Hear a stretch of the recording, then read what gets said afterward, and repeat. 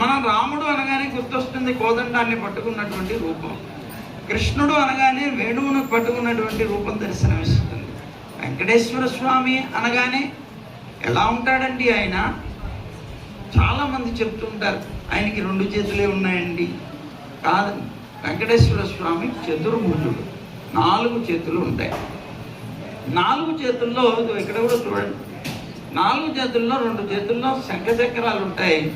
ఒక చెయ్యిని ఇలా చూపిస్తూ ఉంటారు, ఇంకో చెయ్యిని కట్టి అంటే నడుము భాగంలో ఇలా పెట్టుకొని ఉంటారు.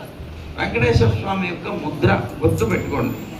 మనం అందరం కూడా వస్తాం కలియుగంలో, వారే మనకి దైవం, వారి దగ్గరికి వెళతాం, కోరికలు కోరుకోవడానికి వెళతాం. వెళ్ళేటువంటి మనందరికీ ఒక చిన్న సూచన చేస్తారు. ఆయన ఏం చేస్తున్నారట, ఒక చేత్తో ఆయన యొక్క పాదాలు చూపిస్తూ ఉంటారు. చూడండి, అటువైపు ఉన్న ఒక హస్తం, ఆ హస్తంతో తన పాదాలని చూపిస్తున్నారు. ఎందుకు చూపిస్తున్నారు పాదాలని?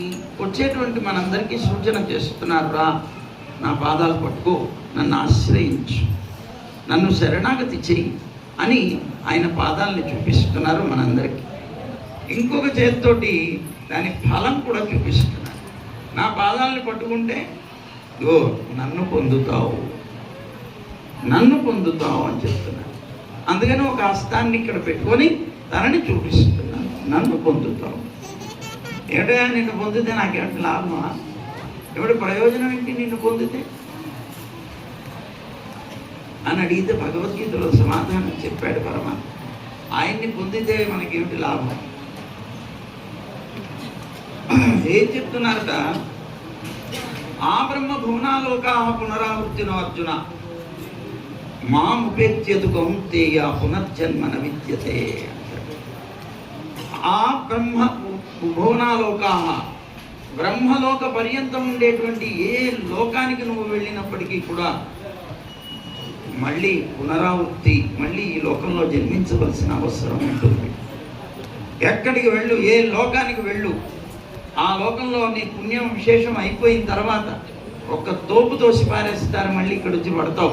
అదే భగవద్గీతలో చెప్పాడు, క్షీణే పుణ్యే మర్చలోకం విశంతి పునర్జన్మ న విద్యతే. వాళ్ళకి మళ్ళీ జన్మ అనేటువంటిది ఉండదు అని చాలా స్పష్టంగా భగవద్గీతలో చెప్తారు పరమాత్మ. అందుకని నన్ను పొందుతావు, నన్ను ఆశ్రయిస్తే.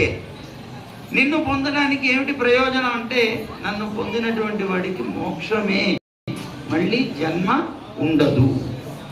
అది వెంకటేశ్వర స్వామిలో ఉన్న గొప్పతనం. అందుకే వెంకటేశ్వరుడు అంటేనే చూడండి, ఇప్పుడు పేరేమిటి? వెంకటేశ్వరుడు అంటే పాపములను పోగొట్టువాడు. పాపాలు పోతేనే కదా మనం భగవంతుని పొందాలి.